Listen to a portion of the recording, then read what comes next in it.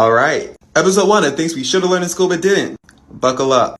Okay, so like we all know what feminism is, right? Like fighting for equality of the sexes. We all know that. But we never learned what womanism is. So in the 60s and 70s, feminism took over, right? Like it was a whole huge movement fighting for the equality of sexes. The problem was this movement was taken over by white women and proceeded to like ignore women of color, right? So that's when author and activist Alice Walker, you know, The Color Purple, that's her, coined the term womanism. So like a womanist is basically a feminist who is fighting for the equality of the sexes, but more specifically, equality of sexes throughout no matter your race, sexual orientation, or class. But because the movement was like focused toward people of color, we didn't learn about it. You know, we did learn about Susan B. Anthony. And guess what? She didn't like black people. You know who's a black people? Black women. So yeah, there's that.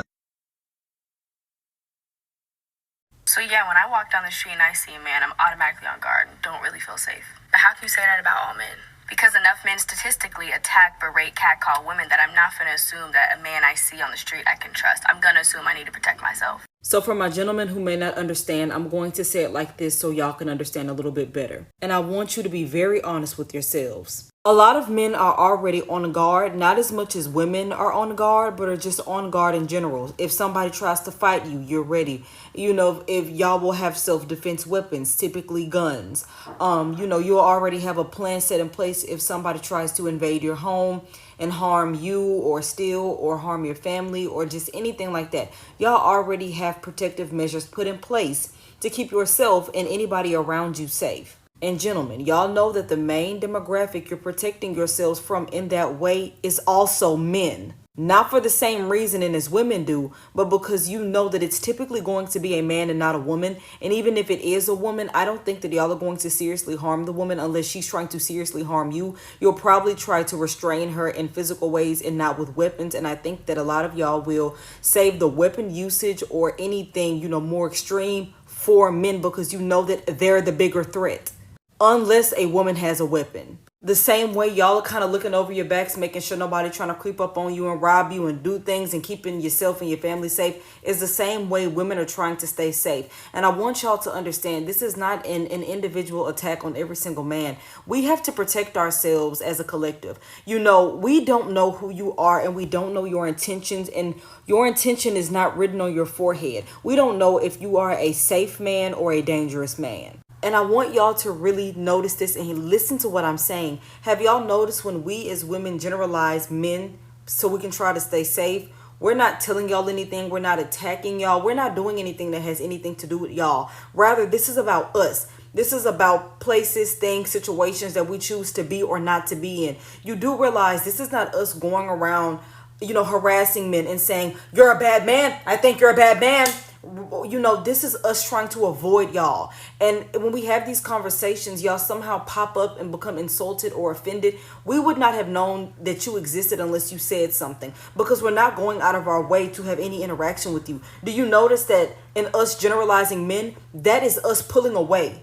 We pull away. This isn't us getting closer to y'all. This is us pulling away, trying to have no interaction, little to no interaction at all. Have y'all noticed that? It's not us attacking y'all. It's us trying to avoid y'all. Most importantly, when we're trying to be preventative and do A, B, C, and D, y'all tell us that we can't do that because we're generalizing men. But then when a woman gets violated, you then tell her that she should have did A, B, C, and D. So what is it? What is it? I'm confused at this point.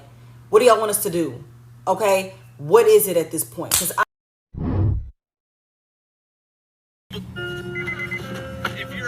no one cares about your consent or your body. When I was sexually abused by a woman, people said I got lucky. When people talk about consent, they talk about consent for women. They never talk about consent for men. So if you're a guy who gets sexually abused, people don't care. I don't understand how we live in a world that expects guys to understand consent when no one understands and respects their own consent.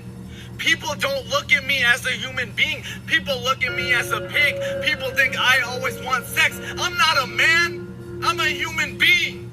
I don't want sex all the time. If that's your definition of a man, I'm not a man. I'm a human being. I just want to be loved. I just want to be respected. I just want my boundaries to actually exist in this world. That's the thing about being a man in this world. Everyone looks at you as a pig. So I really want to talk about this because I feel like it's important, and I'm going to tag him because I really do want him to see this. So there are a couple of things I want to talk about, and first I want to talk about the consent part. I think a lot of young men are taught to disregard consent for themselves and other people, and women are taught the opposite. We can see the disproportionate rates in which gender respects consent. And I don't think a lot of guys understand that they're over-sexualized, and so many men really contribute to that idea of men being over-sexualized. And I really dislike talking about this topic because so many men are like, oh, so it's still our fault, da da da. No, and I want y'all to listen. Y'all have to be honest with yourselves. A lot of men are promoting little boys to be overly sexual. And even worse, matter of fact, what was going on with that situation with Lil Boosie when one of his sons turned a certain age? He was still a minor, but he had strippers like strip for his son, and I think give him... What was happening with that? It's things like that. And you also have to understand the experiences that women have with men. A lot of us have experiences with men where they're over-sexualizing us and also themselves. I posted a picture on Instagram and some man was like, I wonder how much you can squirt or if you can squirt at all. I already told y'all about this, but there was a man that sent an email to my business email telling me to sit on his face and he'll pay me for it. There was also a man that complimented my relationship and then said,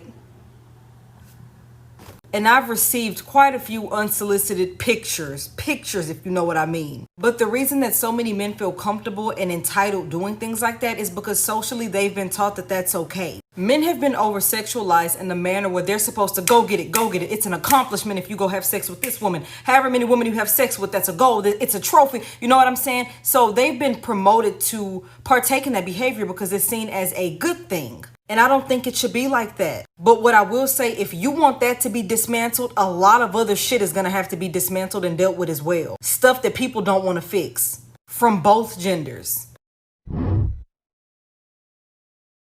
If you're a guy, no one cares about your consent. All right, y'all. So this is a part 2 to that video. Part 1 is going to be the video right below this. And I really want us to unpack how so many other men think it's a good thing for a little boy to capture an older woman, a minor boy and a grown woman. And we have to get on the grown ass women doing that bullshit too. Girl, what the hell? What's wrong with your ass? You don't do shit like that. I'd be damned. I don't feel like little boys are protected from things like that because they're seen as accomplishments. It's seen as a good thing. There are so many men that will applaud a male minor for capturing an older woman or a male capturing a lot of women in general. You know, it's almost seen as a trophy, as some kind of, it's almost like it's a standard that a lot of men are going after. And it's really harmful to men. And I remember there was a conversation I talked about months ago on my page in regards to like body counts and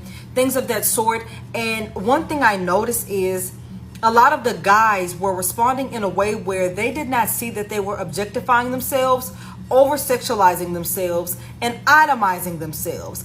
They did not understand how it made them look. But the thing is, they don't have to deal with the societal consequences of things the same way women do. So they're not going to see an issue in what they do. They're not going to see an issue in over-sexualizing themselves because it's been taught the more women, the better. The more sex, the better. It almost boosts up their image. It boosts up their persona. And to be honest, I think so many people have started to believe that men are naturally overly sexual or that's just the way men are, and it's not. They've been promoted to be that way. It's been okay for them to act that way. That behavior has become acceptable from men. So when you promote that behavior, when you teach them that, and when you tell them that it's okay to do that, that's exactly what they're going to do. So now when you have these men going out into the world, taking everything they've learned with them and pushing that and exuding that onto the rest of us and say we're dealing with a straight man, and you know his attraction is towards women, he's going to push that on women. And so many women think that guys only want sex and because a lot of their experiences have been with men that act like that. So a lot of women are experiencing things like that with these men, and it's not going to leave a good taste in our mouths.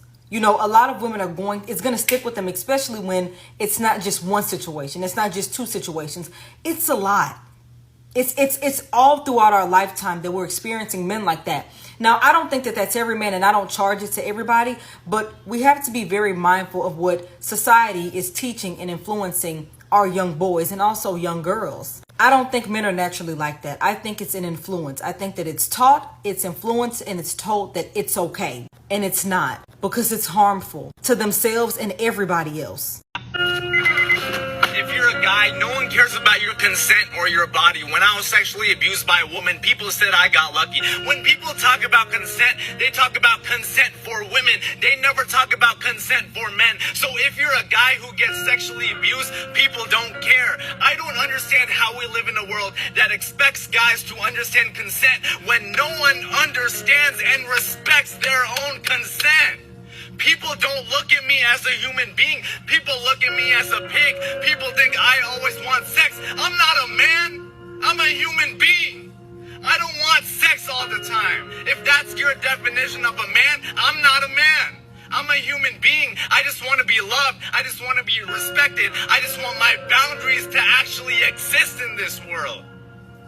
That's the thing about being a man in this world. Everyone looks at you as a pig. I'm so sorry, y'all. I've already made 2 videos, but I wanted to play that whole video in this third part because I thought about something. I recommend you watch my other 2 videos because I really want to dissect something that I think is important. In order for that to change, a lot of things are going to have to be dismantled that a lot of people are not going to want to dismantle, including a lot of men. Because when things start changing, a lot of the things that men think make them men or that are normal for men, they're going to find that it's not normal. And a lot of people are not going to want to make that change.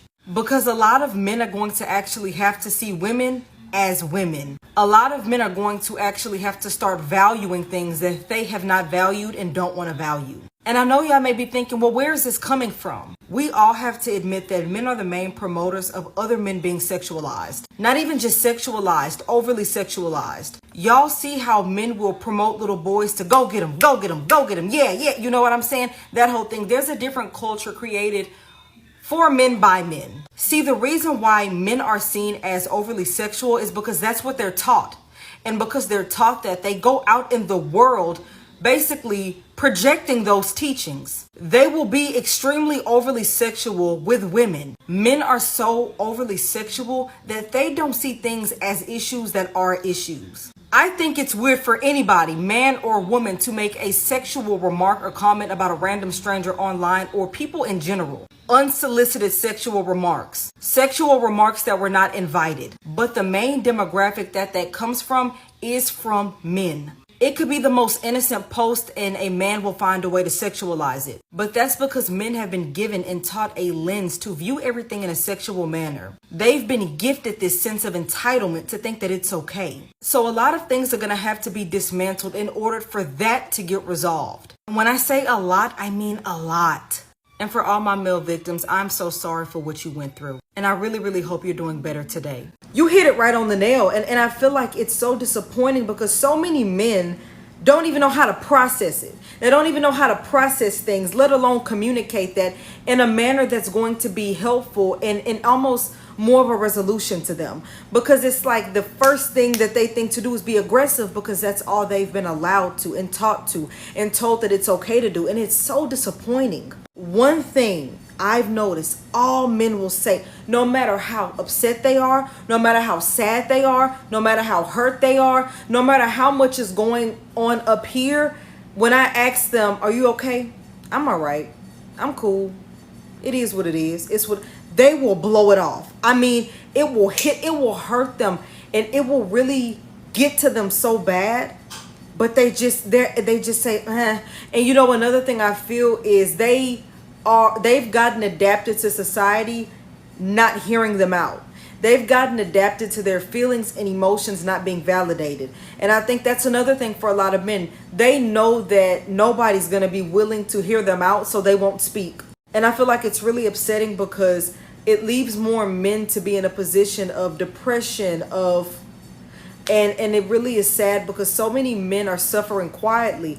And I picked up on different things by different guys that signaled that they weren't okay. And it's almost like you have to read very hardly between the lines to pick up on them not being in a good mental place, because they won't tell you. A lot of them won't talk to you. A lot of them may inch toward it but not really say it. They won't really fully go into it. And I think it's really upsetting seeing how closed off so many men are, and sometimes to the point to where instead of even trying to reach out, they just purely become aggressive. It's just really disheartening, and it's really sad because all I can imagine is a little boy getting shut down and told, no, it's not okay for you to have feelings. No, it's not okay for you to be emotional. No, it's not okay for you to cry. You have to keep your emotions to yourself. You have, like, I feel like a lot of the angry, aggressive men we see today are sad, heartbroken, restrained little boys. And that's a hill I'm willing to die on. I'm so happy somebody said this. First of all, like I said, I have nothing against anyone's lifestyle choices, but the facts are nobody's born gay. See, a lot of people don't know that the government also targets our black men to make them gay in more ways than just through artists. They do it through the marijuana, through the food, pumping our men up with estrogen, okay? Through these lies on social media saying that masculine is toxic masculinity. Masculinity is not toxic. Effeminate men who lack masculinity are toxic, okay? But see, they're brainwashing people to believe and do a lot of things, see? They paying black men to wear dress. It's a whole bunch we can go into deep, but just know people aren't born gay, honey. You know, at this point, I think it's really funny to see how much people will go through mentally to get to an outcome like that. And the reason that I feel like that way of thinking is so harmful is because every black man sees femininity as something different. And a lot of them see things that aren't feminine as feminine, such as being vulnerable, such as crying, showing emotion, such as things that are kind of necessary for them to be good people. So they just expel that. They don't want that. They push it away, and they become very harmful human beings to themselves and other people. So to say that feminine men are what's toxic is really harmful. There are so many men already in emotional and mental shambles because they're trying to desperately avoid being seen as weak or woman-like or gay, that they're really just harming themselves. But anyways, that's a fleshly desire. That has nothing to do with your soul and your divinity. You wanting to be gay. There's a natural order of things. I'll believe what you said when you can show me it in nature. Because nature is not a lie. Nature doesn't lie.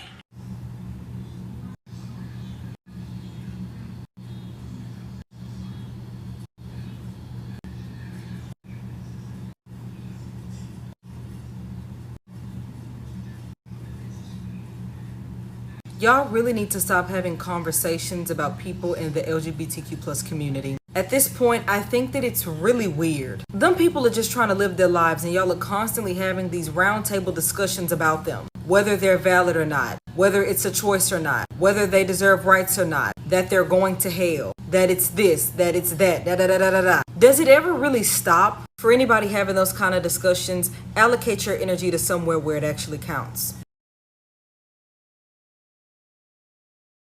A lot of women think sexual liberation is the ability to be desired by men on the terms that men set. Now, that don't make no sense.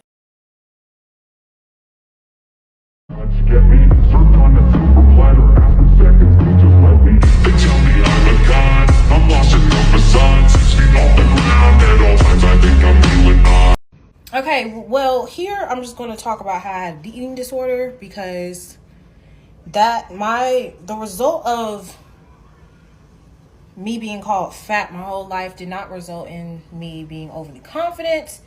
All it did was just make me want to eat less when I got older. So I started eating less, started binging randomly. Just kind of here, kind of there, fucking up my eating. And now that, I don't have an issue with my body or my weight, I really don't care. I just don't want to hear about it because y'all are evil. Y'all don't have any real criticism besides the way someone looks.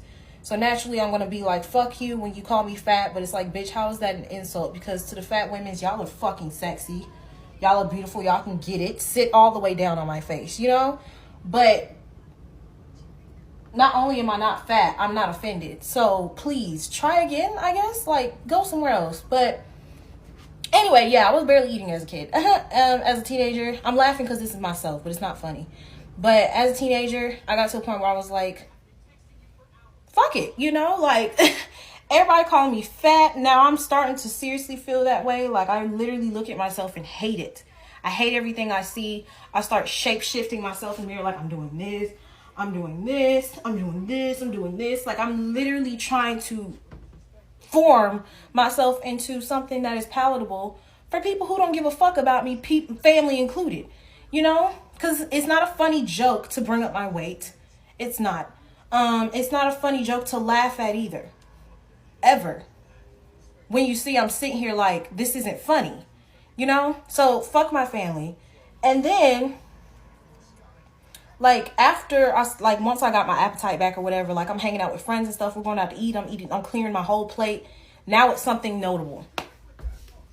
Oh, Alyssa eats so fast, she eats so much. Why are you telling me that? Like, I made that my personality at some point, because I'm like, that's the only thing people really want to talk about is that, you know, oh, when Alyssa goes out to eat, she can finish your plate and his plate. Like, my uncle made... Rude. But anyway, my uncle was trying to make some jokes saying, it was after I got done eating.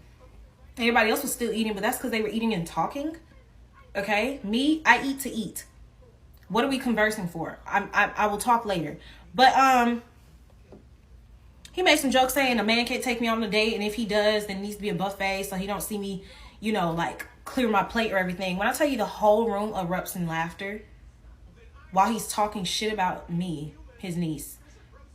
Why would you do that? Like, when I tell you I fully don't fucking understand why it's funny that I eat fast, like, and not just eat fast, just like when I sit down to eat, I'm there to eat and that's it. And it's funny. So, I want to talk about fat phobia now because that's all the fuck I dealt with as a kid. And I'm also moisturizing my hair, so get into it, yeah. But, hi Manny. Cutie. But, I have pictures sitting right next to beside me because, child, when I say I wasn't a chubby kid or a fat kid at all, these people were just making shit up. I'm dead ass. Like, people was just trying to bring a bitch down. And it's like, you expect to bring me down by telling me that this is how you think my body looks when it doesn't, number one. And if it did, why? What is your problem with it? Like, what are you going to do about it? But as a kid, naturally, I'm like, okay, well, if y'all want me to lose weight, I'm going to lose weight. But it feels like y'all don't like me in the process of telling me that I need to lose weight. So that's how I, you know, realized, okay, being fat is apparently a problem. Okay, I guess I get that now. But my pediatrician was always telling my mom, like, yeah, I need to lose weight. She's overweight. She's borderline obese. When she gets older, she's gonna be really big. Like, this is what this fucking pediatrician would tell me. I went to the same pediatrician for 18 years. And for 18 years, she was telling me that I need to lose weight. If I lost weight the next time I went to her, she would note it and try to make it seem like it's a celebratory moment. And if I gain weight, she'd be like, oh, I noticed there's an extra few pounds from here. What has your diet been looking like? Da da da. But moving on, let me show you these pictures. Oh, and mind you, I'm like 9 years old. I don't know if I said that at the beginning of the video, but I'm like 9 years old. I'm still in elementary school. I'm getting in hella trouble at school too. So I'm getting in trouble at school, going to the doctor, telling her, yeah, I'm getting in trouble a lot at school. And she's also calling me fat. So yeah, I got a lot going on. Okay, this is after a performance. I went to a performing arts school for some reason. And yeah, this was 2007. 12/20/2007. This is the borderline obese bitch that they was talking about. And I had this thing about me where anytime I look back at elementary pictures, I knew if I was in trouble that day because of the way I was looking. I know I was in trouble that day. I don't remember this day very well, but I know I was in trouble that day just by the way I was standing. This is the first day of third grade, so I was like 8 or 7, so a lot younger, but still being called fat at the doctor. But it was this age where she was like, yeah, you need to lose weight and change your diet. This one was just like, oh no, she's getting fat. Yeah. And this around the same time as this one, or if not the year before, I was isolated at my own desk during Christmas. The men are gonna get mad at this one. Nevertheless, it's the truth. Bitch is very much a gendered slur. It literally dehumanizes women in the most literal sense. And I know what you guys are gonna say, oh, but women love calling each other bitches. Women love calling each other bad bitches. Women have every right to reclaim a slur that was used to dehumanize them for an immutable human characteristic. Kind of like how we reclaim the N-word. Yeah, like that. Now, I'm not saying, you're a horrible dude if you're listening to a song and, they're dropping bitch left and right, because that term has been kind of normalized in our society. However, I need you guys to be aware that those artists that you're listening to that are referring to women as bitches are very much misogynistic themselves. Just be critically aware and have enough respect to not refer to a woman as a bitch or call her a bitch when interacting with her. The leniency that white women get when people are critiquing their character is unprecedented. I used to love Megan Fox when I was younger, but she's not a good person. There's no way you can be a good person while being in a serious, committed relationship with a man like MGK. You are the company you keep. He has multiple sexual harassment charges against him. One of the girls being as young as 14. In an interview, he literally said it doesn't matter if he likes a 17-year-old girl because at that time he was 23 years old and that doesn't make him a creep. Another interview, when he was asked about his experiences with black women, he literally said, my daughter's black and black girls suck good dick. You guys can literally look all this up. Same thing with Melania Trump. You guys were like, oh, let's save her. We have to save her from Trump. Like, no, she's not a damsel in distress. She's just as racist as he is, and she knows exactly what she's doing. I need to do better. Okay, I was not expecting that video to blow up like that, but I'm glad to see a lot of white women peep game in the comments. I'm proud of y'all, okay? So, new series, celebrity white women who get away with being complicit. And also the performative active. As always, open discussion in the comment section. Let's remain objective and let's go based off the facts. Stop with these personal attachments to these celebrities. It's sad, honestly. It's very sad. All right, with Billie Eilish, I can't say I'm surprised. However, I was disappointed. And I really wanted to believe otherwise because I genuinely enjoyed this child's music. And when I saw, especially last year, during the whole George Floyd thing, and she was using her platform, to uplift black voices, now that's all thrown away. That now it's all performative. She's literally in a relationship with a racist and homophobic man. Being a homophobic man while she queer baits. This is unacceptable. You are the company you... Alright, let's continue the series. Comments, as always, open to opinions. We are remaining objective and looking at the facts. So all you weirdos in parasocial relationships with these celebrities that don't give a flying fuck about you, that want to get pressed, can kiss my fabulous, very perky black ass. Okay, here we got Miss Lana Del Rey. This picture is self-explanatory. The cultural appropriation, it was not giving what she thought. It was giving conquistador. It was giving colonizer. Let's not forget when she threw a bunch of black women celebrities under the bus, saying that feminism doesn't accommodate for more delicate women like her. It's giving very much white feminism. It's giving very much, oh, if you're white and you're delicate, that means the black women must be aggressive and threatening. And I like the way this person put it. She failed to recognize that black female artists' decades-long and ongoing struggle to express their sexualities on their own terms within the realm of music. And the only thing she ever says to combat this is, I'm not racist, but your actions say otherwise, ma'am. Not even an apology, nothing. And there's more. You guys just look. Would y'all let y'all sons have sex? My personal opinion, I think like around 13, 14. What y'all think? I think like around 13. That's if he ready.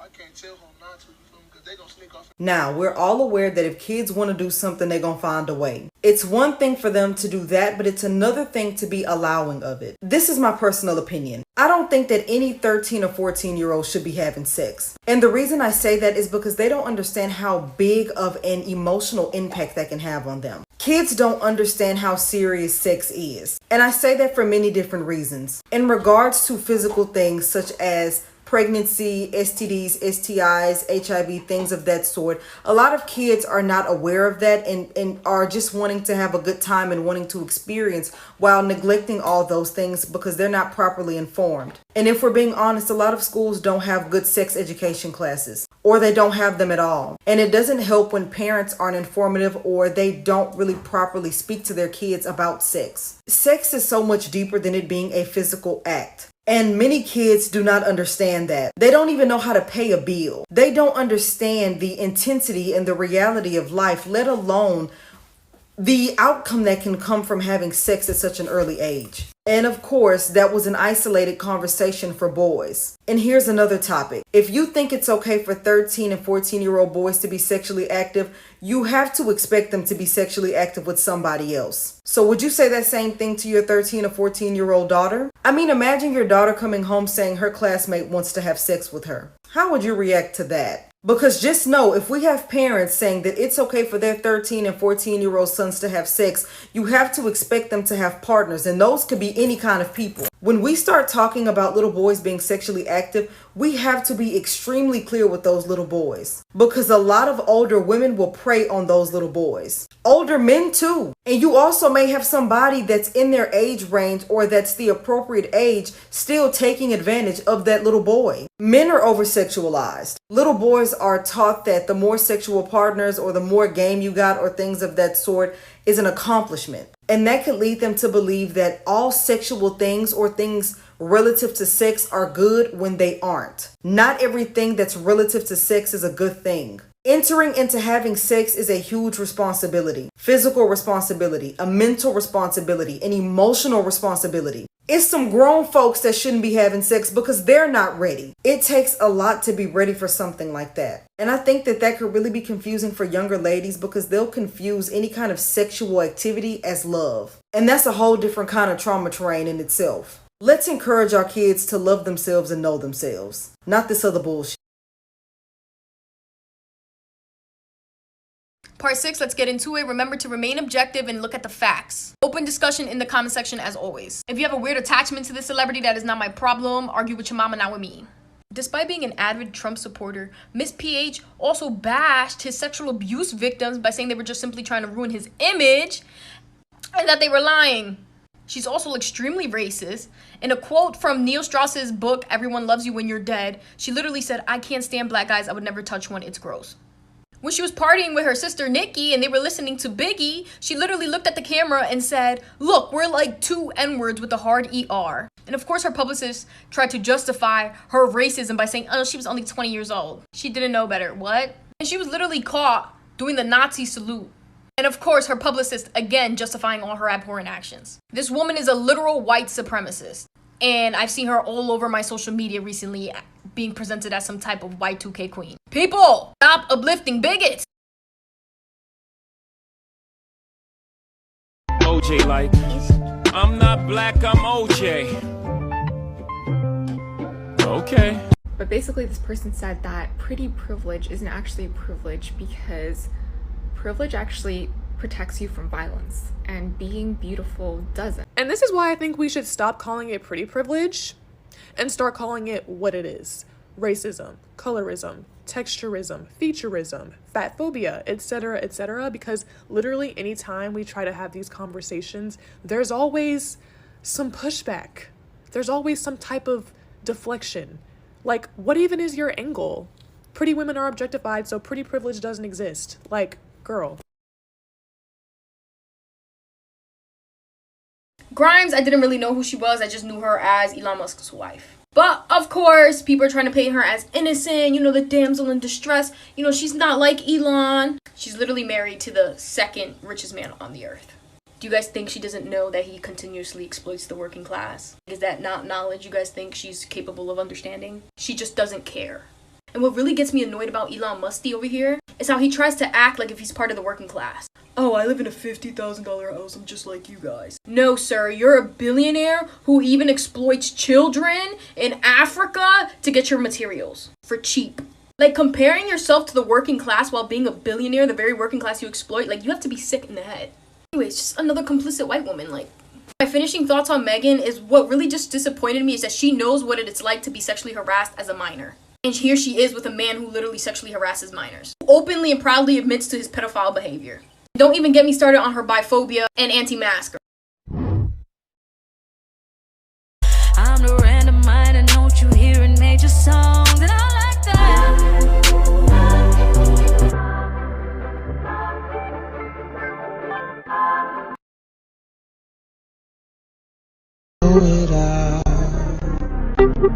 Sex, money, bills. I've said this before, but I'll say it again. Black women are the only women that will be hypersexualized while simultaneously being hypermasculinized. A perfect example of this is Megan Thee Stallion. How men will fetishize her for her beauty and her body, yet justify Tory Lanez shooting her because, she's aggressive and threatening. Another example, this one man commented on my page and I had to block him immediately because I just don't have the patience, quite frankly. He literally said if I wasn't a masculine, promiscuous seductress, that men will respect me more and that I should try being more feminine and submissive. Masculine, promiscuous seductress.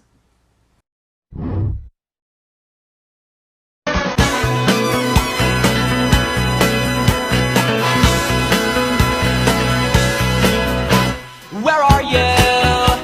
And I'm so sorry. I cannot sleep, I cannot dream tonight. I need somebody and always. This sick, strange darkness comes creeping on, so haunting every time. Don't waste your time on me. You're already the voice inside my head. Don't waste your time on me. You're already the voice inside my head. Hello there, the angel from my night. This is going to be one of those things that I say, and then white women are going to show their asses in the comments, and that's kind of why I'm so excited to say it.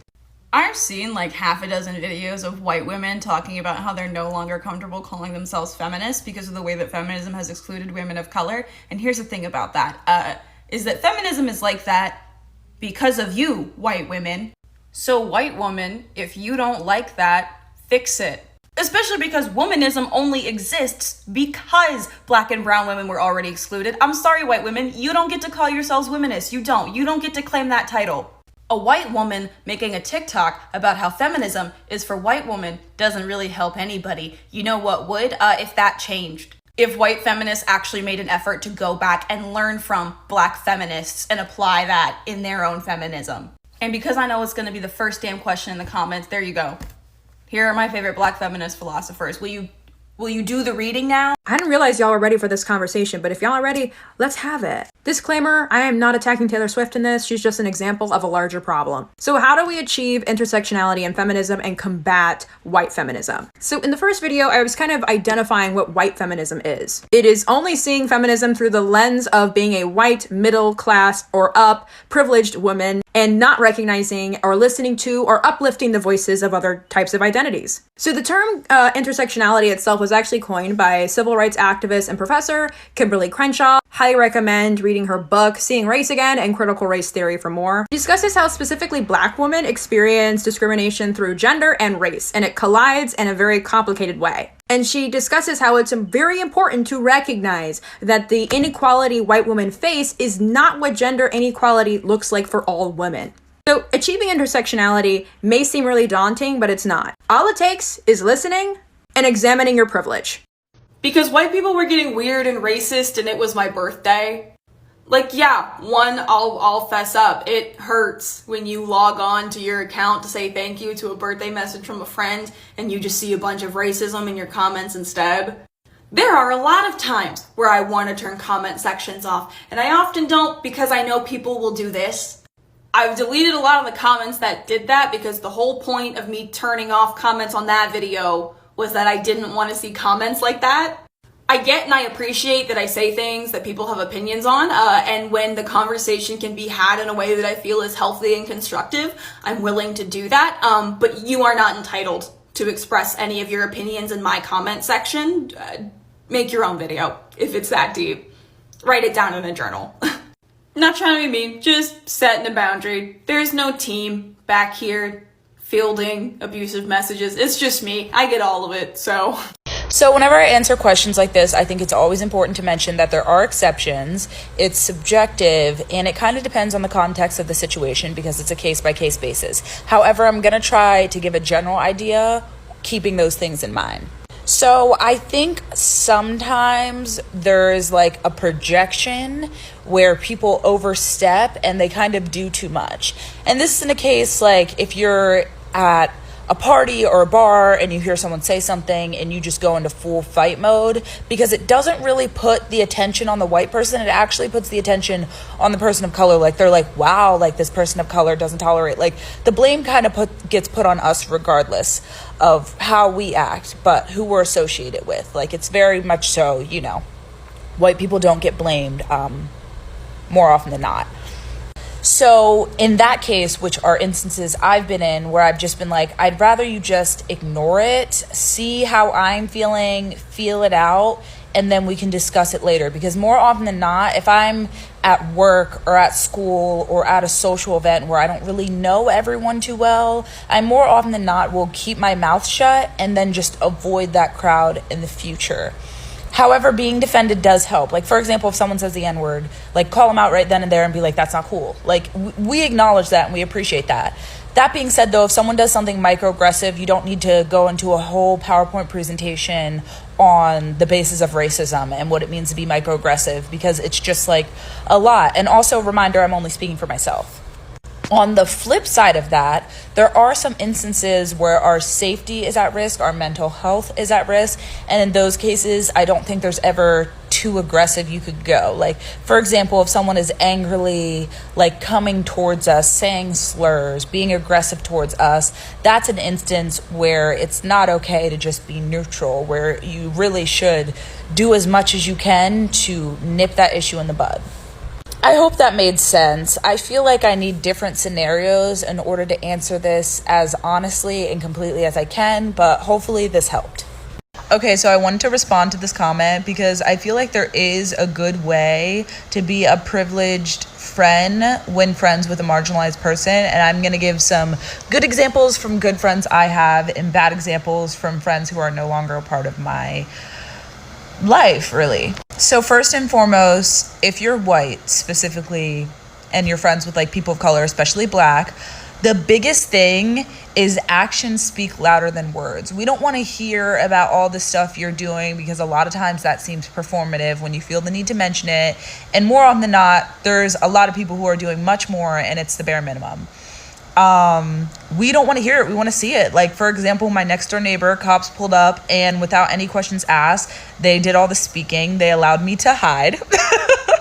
And along with this, my next door neighbor, because they're such a gem and I praise them for it all the time, which I should stop doing because it is the bare minimum. But when you're in a predominantly white area, like there aren't a lot of white people who are willing to do this. But there was one time there was this racist lady in, a CVS I went to, and so I go in because she was racist to my siblings, and my friend just came in with me, stood beside me, and let me know they were there, present, and would step up if need be. What the fuck? But also another example is my one white friend from Philly. They're originally from Chicago. I love them with my whole heart and soul, and I don't think they even realize like how much I genuinely care for them, because I no longer acknowledge when white people are like good white people, because like, you know, they don't need that ego boost. But like they just be saying stuff like sometimes they like talk bad on Philly just because like, you know, every place has their issues, but then they always remind themselves of like it's about like redlining and, you know, like the system. It's not necessarily like these individual people's faults, and those are the things that I pay attention to. Like that self-awareness is key. And some bad examples and when you just like center yourself, as in like I had white friends in the past who would just talk about issues that clearly affect black people significantly more, but they would center themselves. And also just like being aware of certain stuff that's microaggressive. Like my friends in the past would praise me for educating them, but at the end of the day, that's a lot of emotional work, and it'd be much better if you just educated yourself. Like if I say, ooh, that's microaggressive, figure it out. I don't even need to say it's microaggressive, because you should be constantly educating yourself, because that's what I do with marginalized communities I'm not a part of. So I expect others to do the same with the marginalized communities I'm a part of, if that makes sense. So yeah, I just want to say that because I do think there's a good way to be an ally or a good friend, you know what I mean? And I say ally because like at the end of the day, it really is the bare minimum, and you shouldn't get brownie points for, you know, not being bigoted and abusive. So Okay, so I've decided that I will be responding with a video because I have decided that I cannot contain myself with just one comment. Okay, so I don't remember the exact order that I put everything in because I haven't looked back at that video, but I will start off with Bad Feminist. Before I actually continue, I just want to say, it totally depends on whether you prefer like non-fiction or fiction, or whether you even like those categories. I like nonfiction. I prefer nonfiction to fiction, surprisingly. And for this one, this is obviously nonfiction. It's just a selection of essays about, you know, feminism, intersectional feminism, Roxanne Gay, just in general. She writes about like her contradicting beliefs about feminism. It's really, really good. And I recommend it to any feminist who wants to learn more about intersectional feminism. And I especially recommend it to anyone who is just learning about feminism. This is a really good book. Next is a fictional book, Crown of Feathers. I have not learnt the title. I highly recommend this book. It's a fantasy book about like, well, obviously it's about phoenixes and shit. It's like about a war. I'm not gonna lie, I wasn't paying attention to the plot. I was more in it for the characters because surprisingly I ended up really liking the characters, and even more surprisingly I loved the romance. Here's the thing when I get books. I don't actually look at the synopsis after I buy them. I completely forget what the plot is because I prefer to go into movies and books and TV shows with no real idea of what the plot even is because, I don't know, I find it more exciting. So I don't know if romance was actually mentioned in the synopsis, but I went in not knowing there was romance, and the romance was surprisingly good. And the thing about me is I'm actually pretty, like, really... My expectations for romance is so high that I just prefer not to read romance at all because rarely does it ever meet my expectations, but surprisingly this book did. I think the reason why I ended up liking it so much, besides the fact that I didn't know that there would be any romance, is because the characters had their own arcs that were separate of their relationships with one another. It had a few couples, but the couple that I'm talking about, they just had separate identities of one another, and I just really appreciated that. And really quickly, the next book is Ain't I a Woman by Bell Hooks. Another non-fiction book. It is about intersectional feminism, specifically how it's going to relate to Black women. And when I tell you that it goes into detail about not only how feminism affects Black women in America, but the history of Black women in America, it goes into some pretty vivid and violent details about slavery. So I only recommend it to the adults who follow me. But nonetheless, I do recommend it, and I will be making a part 2 with the other books. Why didn't you tell me? Well, because I wanted us to fail. I don't think anyone's done this for bisexuals, so here's my bisexual red flag list. Bisexual women who complain about having boyfriends online and say they wish they had a girlfriend. I put fetishization because that is exactly what it is. Bi women who are a little bit too enthusiastic about saying the D slur. Speaks for itself, really, doesn't it? Hates masked lesbians / weirdly judgmental about butchers. And I'm not talking about dating, just in general. Weird. Thinks masked lesbians have toxic masculinity. You'd be surprised, these people do exist. I have unfortunately interacted with bi women who think this. That leads into my next one. Lesbophobic. Speaks for itself, really, doesn't it? Bisexual women who call themselves lesbians. Self-explanatory. And the last one is poor relationship with family, not talking about abusive ones, and calls everyone in their life toxic. Red flag.